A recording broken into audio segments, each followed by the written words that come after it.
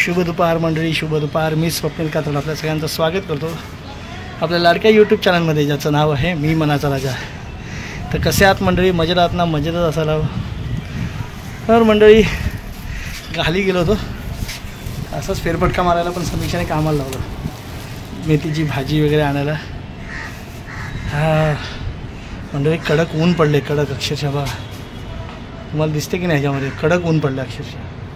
आता लय वेळ उभा होतो मी खाली, आणि वरती येताना मात्र हालत झाली. सकाळी पिशव्या घेऊन येताना काय वाटत नाही, ह्याच पायऱ्याने मी येतो. या पायऱ्या आहेत ना, त्याच पायऱ्याने मी येतो. पण आता रिकामं चालताना पण हालत खराब होते.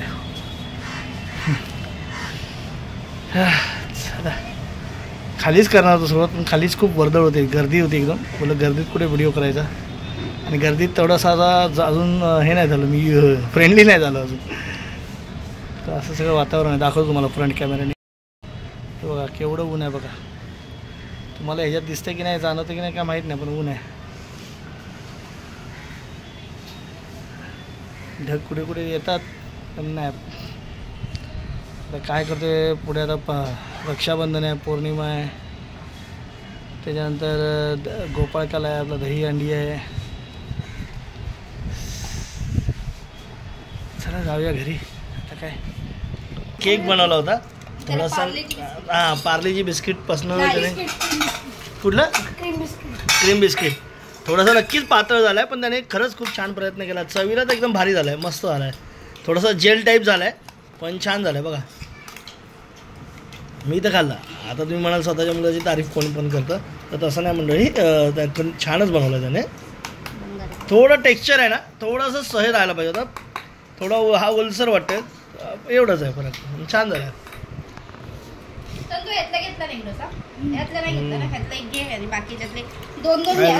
संध्याकाळी आपण चहा प्यायला बसतो, मस्तपैकी डोसे केले समीक्षाने. या डोसे खायला. मंडळी शुभ संध्याकाळ. कालच्या ब्लॉगमधनं मी पुन्हा अपडेट करते पुढे. कालचा ब्लॉग एंड नव्हता केला, आणि आज मंडळी एंड करायचं तर काय, सकाळी जरा गडबड होती, आणि मग आता आलो होतो आम्ही परत मुलुंड ऑफिसला. आणि आमचं काम तर झालं, रिचेकिंगचं रहिवासी दाखल्याचं काम झालं आहे, आणि आम्ही दुसऱ्या दाखल्यासाठी अप्लाय पण केलं. रहिवासी दाखल्याचं काम झालं म्हणजे मंडळी एका फेरीमध्ये जे काम होईल ते सरकारी काम कसलं. तर आम्हाला उद्या परत बोलवलं आहे, कारण ते साहेब कुठेतरी बाहेर गेले होते. ते साहेब कुठेतरी बाहेर गेले होते.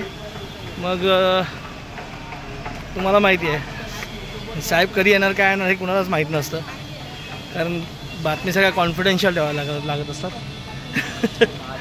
तर नाही तर झालं होतं आज काम आपलं कसं तरी, फक्त एका सहीसाठी राहिलं होतं. हां, आणि डोमिसाईलसाठी पण आम्ही अप्लाय केलं. तर मंडळी आमचा पण सुरुवातीला कन्फ्युजन होतं की रहिवासी दाखला आणि डोमिसाईल सर्टिफिकेट सगळे बोलले एकच आहे, पण नाही. तर त्याच्यामध्ये फरक आहे. रहिवासी दाखला हा तुमचा फक्त तिथे तुम्ही किती वर्षापासून राहतायचा हा दाखला आहे, आणि डोमिसाईल सर्टिफिकेट म्हणजे राष्ट्रीयत्व अधिवासाचा दाखला, म्हणजे तुम्ही त्या ओरिजिन ऑफ तुमचं कुठे आहे ते दाखवता. असं आहे सगळं मंडळी. नंतर तुमच्याशी डिटेल बोलतो. आता रस्त्यात आहे सध्या.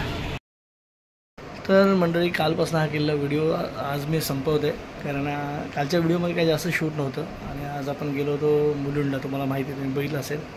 तर मुलुंडमध्ये डिटेल तुम्हाला सांगायची राहिली. मुलुंडला आम्ही 15 दिवसापूर्वी गेलो होतो, तो व्हिडिओ बघितला असेल तुम्ही. तेव्हा आम्ही रहिवासी दाखल्यासाठी अर्ज केला होता, आणि आम्हाला तारीख दिली होती 6 ऑगस्ट, आजची तारीख दिली होती. त्याच्याप्रमाणे आम्ही गेलो आज. आणि आज गेलो म्हणजे आमचं काम बहुतेक झालं होतं.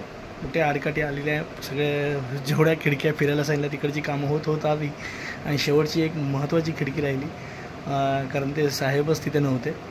ते साहेब कुठल्या तरी कामासाठी दुसरीकडे गेले होते, आणि त्याच्यामुळे ते काम आपलं बारगळलं. पण झालं आहे आपलं काम, बहुतेक मोस्टली होईल. 1-2 दिवस आता म्हणतात ना, काय थोडीशी कळ काढावी लागते. पण मंडळी हेच असतं, दिलेल्या तारखेला काम होत नाही ना सरकारी, हाच एक मोठा प्रॉब्लेम आहे. म्हणून लोकांना वैतागतात आणि एजंटकडे वळतात. जर तुम्ही दिलेल्या टाईमलाईनवर जर काम करत असाल ना, तर खूप चांगलं असतं. मंडळी दिलेल्या टाईमलाईनवर काम करणं, जसं आम्ही कॉर्पोरेट लेवलला, प्रायव्हेट सेक्टरला जसं आपण ड्यू डेट म्हणजे एखाद्या एम्प्लॉईला जे टार्गेट देतात ना त्याच्या मागे ते पिळून काम करून घेतात, अक्षरशः त्या एम्प्लॉईला पिळवटून काम करून घेऊन घेतात. तसंच जर सरकारीमध्ये काही थोडंसं त्या प्रमाणात तसं आणलं तर करायला पाहिजे. कारण मंडळी कसं माहिती आहे की एखादी अधिकारी जर तिथे नसेल तर कितीतरी लोक परत जातात, अक्षरशः किती तरी जणांचा म्हणजे येण्या जाण्याचा खर्च तर सोडाच, पण मनस्ताप तर एवढा होतो ना. जर तो अधिकारी जर काही कामानिमित्त जर बाहेर जात असेल तर त्याच्यातर्फे किंवा त्याच्या बिहाफमध्ये त्याच्या वतीने कोणतरी काम करण्यासाठी कुठली तरी ऑथॉरिटी तिथे असायला हवी, जेणेकरून लांबनं लोक येतात आपला दिवस मोडून, कोण खाडा करून, कोण काय करून. आणि कसं आहे माहिती आहे मंडळी, तर बरं तो अधिकारी तिथे नाही आहे पण दुसऱ्या दिवशी तो अधिकारी अवेलेबल असेल की ह्याची पण शाश्वती नसते. तर असं आता काय आपण आशावादी राहायचं, कारण आपल्याला एजंटकडे काम करायचं नव्हतं आणि आपण ते काम केलेलं आहे. हां, आता बघू. आता पहिला आजचा दिवस तर गेला वाया. आता वाया नाही म्हणता येणार. आज आम्ही दुसरा देखील अर्ज केला, डोमिसाईल सर्टिफिकेटसाठी अर्ज केला. तर तुम्हाला माहिती आहे डोमिसाईल सर्टिफिकेट हा आदिवासी वय आणि राष्ट्रीय आदिवासाचा दाखला आहे. तो आदिवासी दाखला डोमिसाईल त्याला म्हणतात. त्या डोमिसाईलसाठी आपण अर्ज केला आणि त्याची पण आपल्याला ड्यू डेट म्हणजे डेट जी दिली आहे टाईम ती 19 ऑगस्ट दिली आहे. आता दोन्ही आपले डोमिसाईल सध्या आपल्याला लगेच रिक्वायर्ड नाही आहे, पण समीक्षेच्या बॅचसाठी आपल्याला रहिवासी दाखला कंपल्सरी आहे. तर तिचा दाखला येण्यासाठी बघूया आता किती 1-2 दिवसात काम होतं आहे का. कारण त्यांनी तारखा पण अशा दिलेल्या आहेत ना मंडळी, आता लगेच उद्या जाऊ नाही शकत, परवा जायचं असतं. असं आहे. आता तो अधिकारी नसेल कारण परत शनिवारी आहे सुट्टी, त्याच्यानंतर मग डायरेक्ट सोमवारी पण ते अधिकारी असतील तर त्यानंतर तो पुढचा आठवडा पूर्ण बिझी राहणार आहे. कारण त्याच्यानंतर पण मोठा एक विकेंड, खूप मोठा विकेंड आहे, 15, 16, 17 असा खूप मोठा विकेंड आहे. आणि त्याच्यानंतर मग गणपतीचे हे चालू होईल. त्याच्यामुळे आपल्याला लवकरात लवकर काम होणं गरजेचं आहे, कारण नाही तर मग ते बारगळलं तर डायरेक्ट पुढच्या महिन्यातच जाईल. तर आय होप सो बघू काम होईल असं आपलं आहे वाटतं, मनातनं होप्स वाटतात आता इथून पुढे. पण म्हणजे तुम्ही स्वतः ते काम करण्याचा प्रयत्न करा. आता तुम्ही म्हणाल नाही तुझं काम होतं आहे म्हणून तू सांगतो आहे, दुसऱ्यांचं काम बरोबर आहे. आज जर मला एवढा त्रास असं सहन नाही करावा लागला, जास्त पण नाही त्रास सहन करावा लागला, पण एवढं मला वाटतं आहे जर काय ठिकाणी खरंच गावच्या ठिकाणी तर एसट्या पकडून जायचं असतात, लांबचा प्रवास करायचा असतो, तर तिथे खूप हाल होत असेल तर मंडळी प्रशासनाने थोडंसं तत्परता पंक्च्युअलिटी आणली पाहिजे. डेडलाईनवर कामं करण्याच्यासाठी म्हणतात ना, एक टार्गेट सेट केलं पाहिजे. बाबा आपल्याला एवढ्या फाईल्स कवर करायच्या आहेत, एवढे हे दाखले कवर करायचे आहेत, असं काहीतरी त्यांचं एक प्लॅनिंग असलं पाहिजे. अर्थातच ते असेलच, पण त्याची अंमलबजावणी होताना दिसत नाही आहे असं मला वाटतं. कारण प्लॅनिंगशिवाय एवढं मोठे डिपार्टमेंट, एवढं मोठं तहसीलदार ऑफिस विदाऊट प्लॅनिंग चालणार नाही. पण ते प्लॅनिंगवर ते एम्प्लॉईजमधले नोकरशहा जो वर्ग आहे ते प्रशासन काम करतं आहे की नाही, तर ह्याचंसुद्धा बघितलं पाहिजे. कारण एंड ऑफ द डे तुम्ही टार्गेट कंप्लीट करताय का हे सुद्धा बघायला पाहिजे. कारण कसं आहे, जसं कॉर्पोरेट सेक्टरचे काय नियम आहेत ना मंडळी ते खूप चांगले असतात, ते राबवले पाहिजेत. असो, पण काही हरकत नाही. आता बघू आपलं कधी येतं आहे, आल्यावर ते डॉक्युमेंट्स मी तुम्हाला नक्की दाखवेन. आणि पुन्हा परत एकदा माहिती देईन वाटल्यास की काय डॉक्युमेंट्स लागतात त्या ह्याच्यासाठी.